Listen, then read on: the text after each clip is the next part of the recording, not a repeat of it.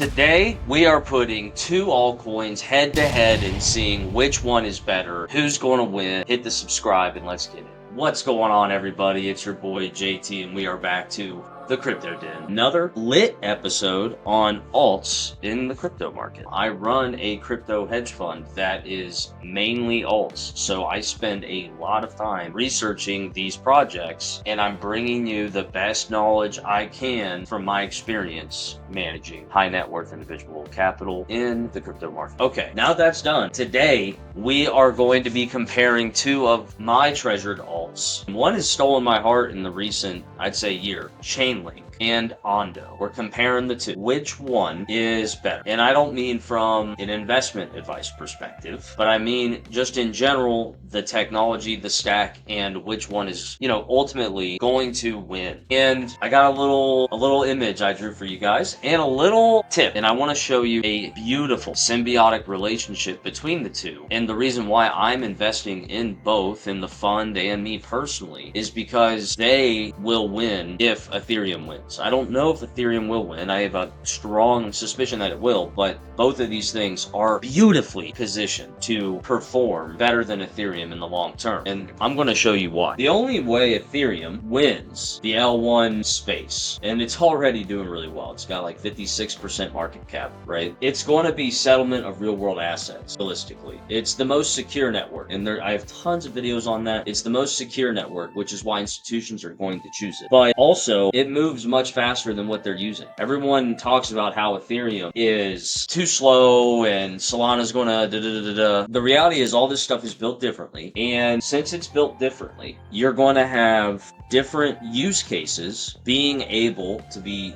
utilized by different platforms. No different than it is now. As a developer, I'm not going to choose a certain instance, a certain execution environment that does not allow me to fulfill the requirements of whatever I'm building. And that's true with anything. That's standard software stuff. What you're going to have is retail. You're going to have consumer stuff on Solana because there's going to be a lot of transactions, a lot of demand for that throughput. But Ethereum settling in 30 minutes is way better than weeks in some instances if you wanted to move 10 billion as an example. Or even on XRP with the central banks, okay? Like they move trillions, legit. They wait a long time normally through the SWIFT system. Now, since we just established Ethereum has a pretty good shot of getting institutional RWA, and we're already seeing it with Franklin Templeton, and this little picture I drew is called an architectural design. It sounds very sophisticated, but really it's just a design of different actors, things that are related to one another in a system. And this system would be Ethereum. Ethereum, Ondo, and Link. Now, this is the way it works. You're a data provider. There's two paths right here. If you are trying to bring gold onto Ethereum, that's what you want to do. You want to release a token that is one-to-one backed by gold. There's going to be a few things in there. So that would put you right here. This is the gold mine. You want to build a gold-backed token. That's a software project, and you want to build. You have the gold over here, and it's in a warehouse. And that gold is, monitored, regulated, and subscribed to the DTCC, which is essentially the place where all the securities and commodities and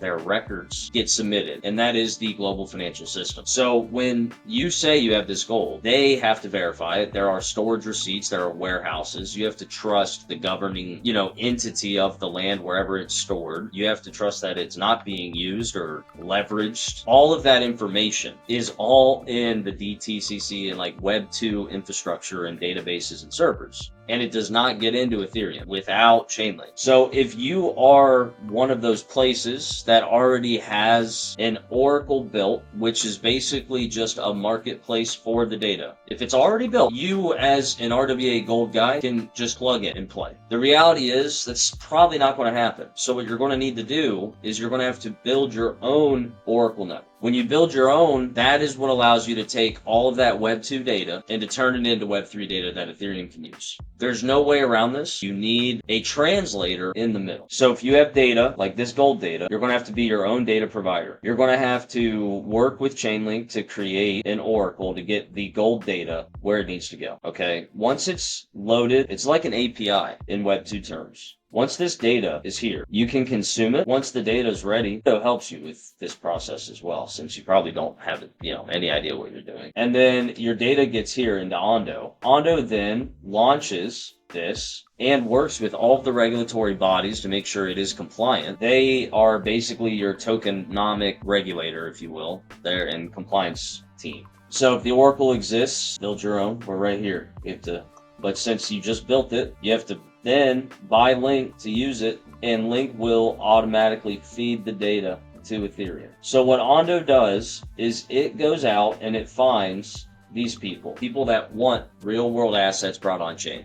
The second they say, I want to do this, they have a budget, then Ondo goes, okay, you have the data to verify that these assets exist and all of their records, all of them, real estate, gold, silver, any commodity, it literally doesn't matter. There's going to be a history of record. It's going to be registered at the DTCC. All that data needs to be packaged and consumable for Ethereum. That is where Ondo and Chainlink almost work in sync, because Chainlink is a solution for the builders, and Ondo is recommending Chainlink to use for getting their data onto Ethereum. And Pyth is coming up in all the other ecosystems, but Ethereum specifically, Chainlink has a serious stranglehold. They've essentially cornered the market. Ondo is basically selling Ethereum settlement and real-world asset tokenization. They are recommending Chainlink both profit from this effort to get more onto Ethereum. And if you go look at Ondo, this is all. So since 2024 to present, they've done very well. And this is healthy in my opinion.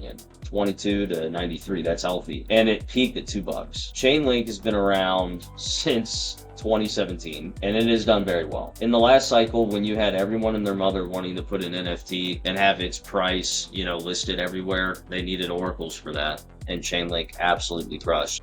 I'm long-term on both of these things because I'm long on Ethereum. If Ethereum does well, 4 billion market cap, 22 fully diluted. Ethereum's at 500 billion right now. If it goes to 2 trillion, I personally see this number be in the, 100 billion. So it's a 4 to 5x. It's not sexy, but it's been around a long time. The team's incredible. And as we just discussed, the solution is right in the middle of Ethereum's growth. I like to go long on all of the supporting systems of an ecosystem. So if I want 25% ETH, I might do 10% ETH. And then 15% on things that I know have to do well. And I might go completely out of one of these names if there is a better thesis, better competitor, or I might start, shifting my weights around and actually managing these tokens. But in general, I just look for outsized alpha. That's what I'm doing. And I'm going long because it's a very volatile market and it's a lot of speculation. All of these projects are super small, super infant. 17 to now is a long time in crypto, but realistically, it's not a long time at all. And what I wanted to also show you is look at all the people that are using Ondo. They work with 10 chains, XLM, XRP, Ethereum. They've recruited 141 of those data consumers or providers. They have 80% of the market share for RWA. They're working with BlackRock, Franklin Templeton. And if you guys didn't know, Franklin Templeton has a layer 2, I believe, coming online. Yeah. Look at that. It's launching its treasury fund on Base. It's on XLM, Aptos, Avalanche, Arbitrum, and Polygon. And they worked with Ondo and Chainlink to do it. Here's the deal. They do not compete with one another at all. At all. In fact, they complement one another in a beautiful way. And there's a lot of other things that benefit when you have TVL coming onto Ethereum. So now let's extrapolate a little bit more. You're one of the gold people. You just brought all of your gold onto Ethereum. And now, seemingly, you've just hypothecated your gold stores and you've created liquidity. That is not the gold. So if you have $1 billion of gold, then you put the equivalent of that on chain, and then people start buying the token, they're going to give you Ethereum or a stable coin. They're going to give you USDC, USDT. I don't know. They're going to give you some digital asset, and then you are going to have to do something with it. Custody it. Once it's custodied, then are you just going to want to let it sit there? No, because you're greedy. You're going to go to DeFi. You're going to start, if you make 4 billion on that, people just wanting to get gold into their wallets, right? and you know, you've just made all this money from sitting on gold. You're going to want to go get yield on it. So you're going to do loans on it. I mean, if you got 4 billion in USDC, you could be doing 60-70% LTV on Bitcoin, but the most stable asset ever. And if they don't pay the premiums, you get the Bitcoin. That's a great business. And then you're doing it on Ethereum. And then maybe you want to go do a little bit higher risk with a little piece of it and go do loans on Aave for 10 or 12% for some people. You're going to be making the yield, and that will bring up DeFi. When DeFi goes up, there's some really good solutions in the market like Uniswap. They make money based on the number of transactions, and that's it. The more liquidity, they make money on that. They also provide liquidity pools. So if there's more transactions and more liquidity just being slushed around all these different pool operators, which you would become because you have this massive digital asset treasury from your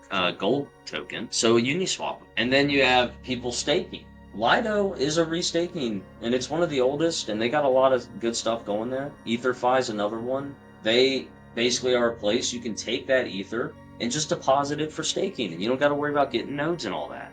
You're a gold operator. You're not getting server racks, and you're not doing that, right? So you can see how this is an infectious disease, and there's all these symbiotic relationships between all these solutions where these tokens mesh actually very well with one another. And at some point, these tokens are going to do fee sharing with the token holders. These networks make money. They make good money. So we're just really early. A lot of people forget how early we actually are. I mean, we are 20% through, I would say, the internet adoption. Like this would be early 2000s, if maybe late 90s. We still have the next 25 years of crazy stuff happening. And all this is just the infancy. Eventually, you won't even know what blockchain you're on. You won't even know that you're on a blockchain. Everything will just be seamlessly working. And that's why I invest in infrastructure and interoperability, because this stuff is not going to hit mainstream. You're not going to have the future that you dream of without these solutions existing and without them helping one another in this way.